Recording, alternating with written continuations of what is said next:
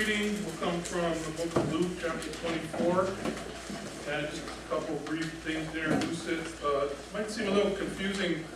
By the way, I think most of you got those DVDs we have of the road to Emmaus. And Jesus talked to two followers, and that's what our reading is today, and also appeared to the disciples. Might seem a little strange. He didn't identify himself. But when you think about it, you know, it worked out for the best. Maybe he didn't want them distracted about his message and wondering, wow, Jesus is walking with us. And I'm sure later they were amazed when they thought about the key here is he wanted to explain to them why he had to die and to open up the gospel message to them, which they understood a lot better after. And then they were amazed when they found out it was Jesus. Also, we see how Good Friday and Easter are really tied together. And those of you that were here on Good Friday heard me say up here that it is finished, Jesus said, so that was mission accomplished. But the great thing about Easter is it showed the whole world and proved that that victory was complete over death and the devil. And just one more thing, we see the ministry of the keys here when Jesus said, if you forgive people's sins, they're forgiven. Now people may say only God can forgive sins, but we go by what people say. We have the authority to say, as long as you believe that, your sins are forgiven. As long as you are repentant and believe in Jesus' atoning sacrifice. So today we read from Luke 24, 13 to 49. That same day, two of Jesus' followers were walking to the village of Emmaus, 7 miles from Jerusalem. As they walked along, they were talking about everything that had happened. As they talked and discussed these things, Jesus himself suddenly came and began walking with them. But God kept them from recognizing him. He asked them, "What are you discussing so intently as you walk along?" They stopped short, sadness written across their faces.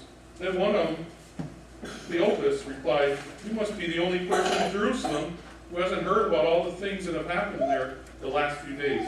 "What things?" Jesus asked. "The things that happened to Jesus, the man from Nazareth," they said. "He was a prophet who did powerful miracles, and he was a mighty teacher in the eyes of God and all the people.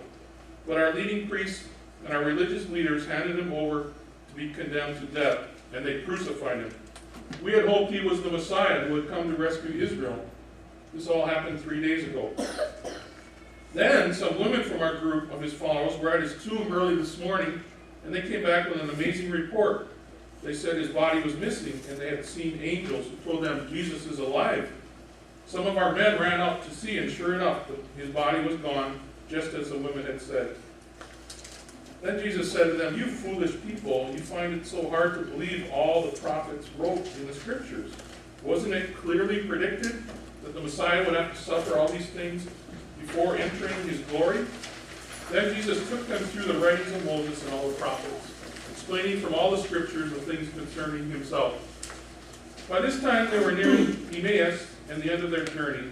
Jesus acted as if he were going on, but they begged him, "Stay the night with us, since it is getting late."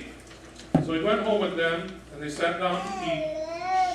He took the bread and blessed it, then he broke it and gave it to them. Suddenly their eyes were open, and they recognized him, and at that moment he disappeared.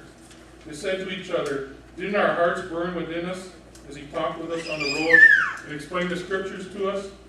And within the hour they were on their way back to Jerusalem.